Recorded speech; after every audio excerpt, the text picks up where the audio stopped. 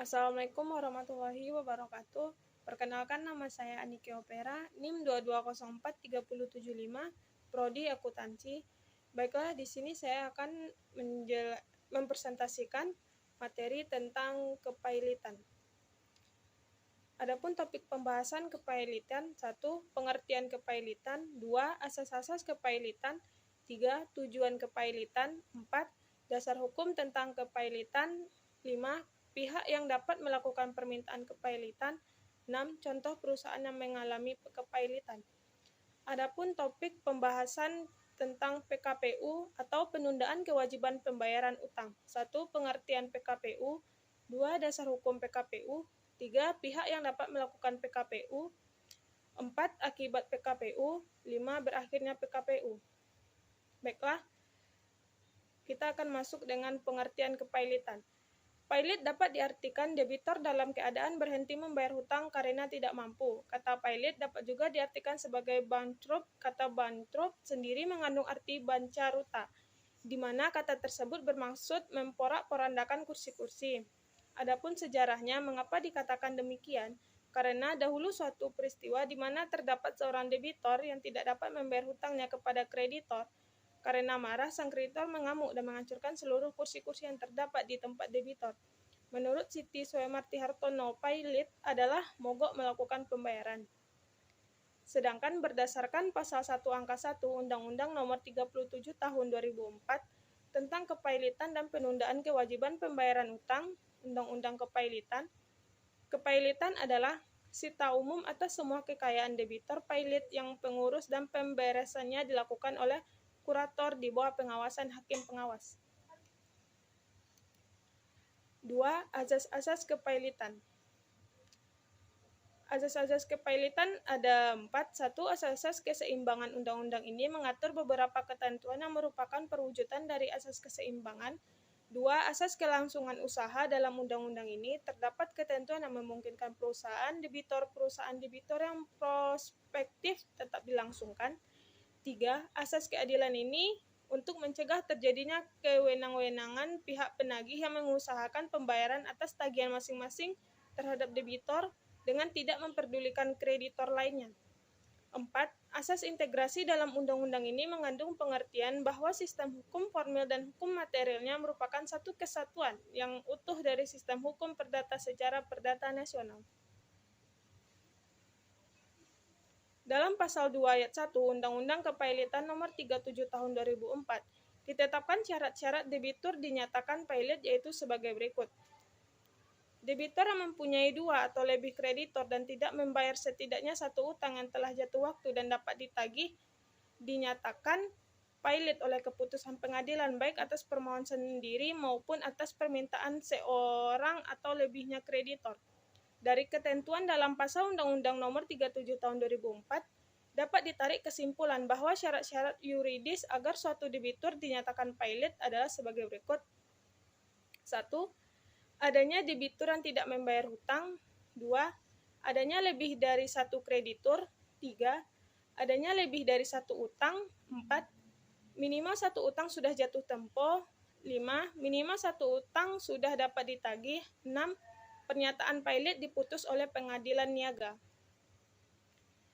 Pihak-pihak yang dapat mengajukan kepailitan dalam pasal Undang-Undang Kepailitan yang baru, yaitu Undang-Undang Nomor 37 Tahun 2004, pihak-pihak yang dapat mengajukan permohonan kepailitan pada pengadilan niaga adalah debitur sendiri, seorang atau lebihnya kreditor, kejaksaan untuk kepentingan umum, Bank Indonesia dalam debitur merupakan bank pengawas pasar modal atau BAPEPAM dalam hal debitur merupakan perusahaan efek, Menteri Keuangan dalam hal debitur merupakan perusahaan asuransi, perusahaan reasuransi, dana pensiun, atau BUMN yang bergerak di bidang kepentingan publik pihak debitur. 1 atau lebih krediturnya, jaksa untuk kepentingan umum, Bank Indonesia jika debiturnya bank, BAPEPAM jika debiturnya bank, Menteri Keuangan jika debiturnya perusahaan asuransi, perusahaan reasuransi dana, pensiun, atau BUMN yang bergerak di bidang kepentingan publik. Tujuan kepailitan. Tujuan utama kepailitan adalah untuk melakukan pembagian antara para kreditur atas kekayaan debitur oleh kurator. kepailitan dimaksudkan untuk menghindari terjadinya sitaan terpisah atau eksekusi terpisah oleh kreditur dan menggantikannya dengan mengadakan sitaan bersama sehingga kekayaan debitur dapat dibagikan kepada semua kreditur sesuai dengan hak masing-masing. Dasar hukum tentang kepailitan. Adapun peraturan mengenai kepailitan di Indonesia dapat dilihat dalam beberapa ketentuan, antara lain 1. Undang-Undang Nomor 37 Tahun 2004 tentang Kepailitan dan Penundaan Kewajiban Pembayaran.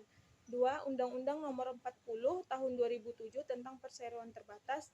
3. Undang-Undang Nomor 4 Tahun 1996 tentang Hak Tanggungan. Undang-Undang Nomor 42 Tahun 1992 tentang Jaminan Fidusia.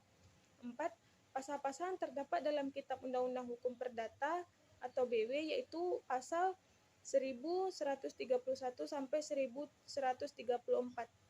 5. Beberapa undang-undang lainnya mengatur mengenai BUMN atau Undang-Undang Nomor 19 Tahun 2003 Pasar Modal atau Undang-Undang Nomor 8 Tahun 1995 Yayasan atau Undang-Undang Nomor 16 Tahun 2001 Koperasi atau Undang-Undang Nomor 25 Tahun 1992. Pihak-pihak yang dapat melakukan permintaan kepailitan. Ada beberapa pihak yang dapat melakukan kepailitan yaitu 1. Kreditur, 2. Kejaksaan demi kepentingan umum, 3. Bank Indonesia, 4. Badan Pengawas Pasar Modal. Contoh perusahaan yang melakukan pailit. Adapun perusahaan PT Citra Maharlika Nusantara Corpora Tbk alias Cipaganti, perusahaan yang dulu bernama PT Cipaganti Citra Graha Tbk harus rela jatuh pailit pada 27 April 2017 lantaran proposal perdamaian ditolak mayoritas kreditur.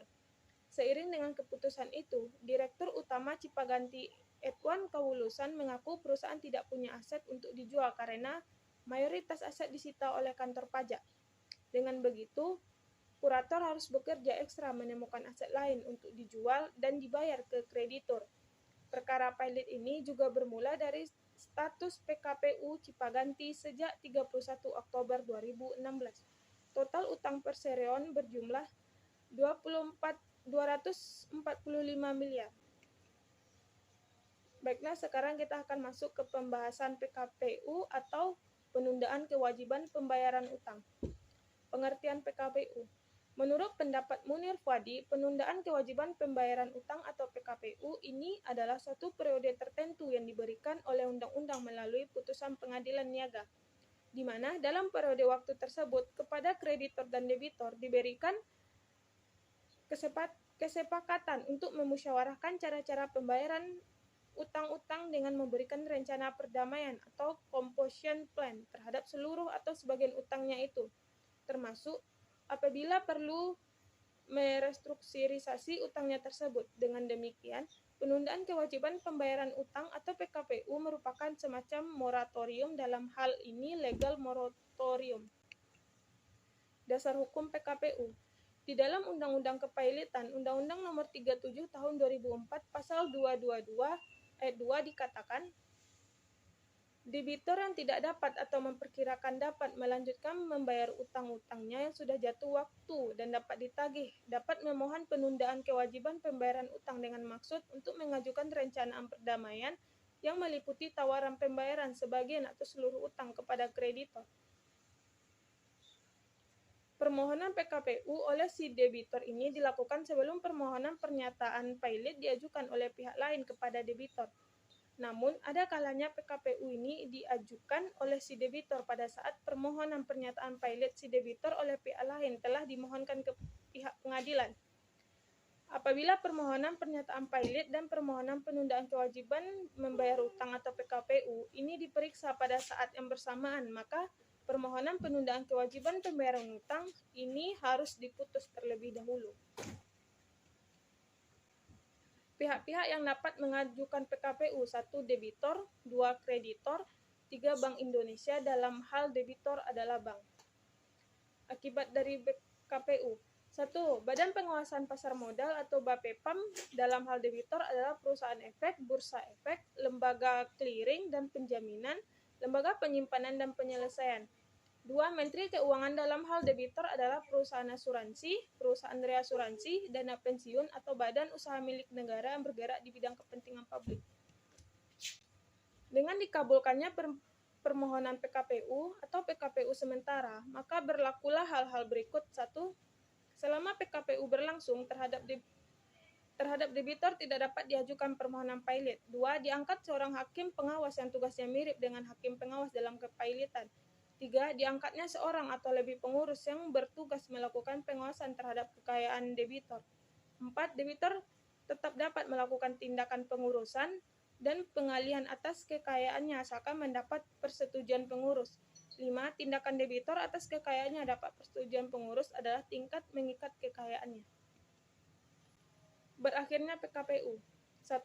Atas permintaan hakim pengawas, debitor selama waktu PKWU bertindak dengan itikat buruk dalam melakukan terhadap hartanya, debitor telah merugikan atau telah mencoba merugikan kreditornya. 2. Debitor melakukan pelanggaran pasal 240 ayat 1 UU KK.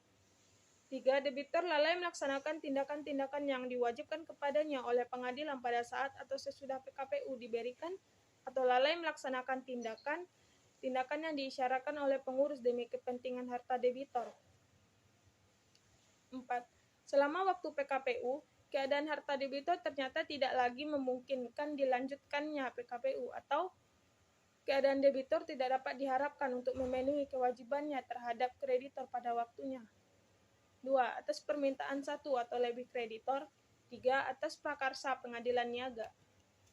Baiklah, sekian presentasi dari saya. Kalau ada salah dan janggal, saya mohon maaf.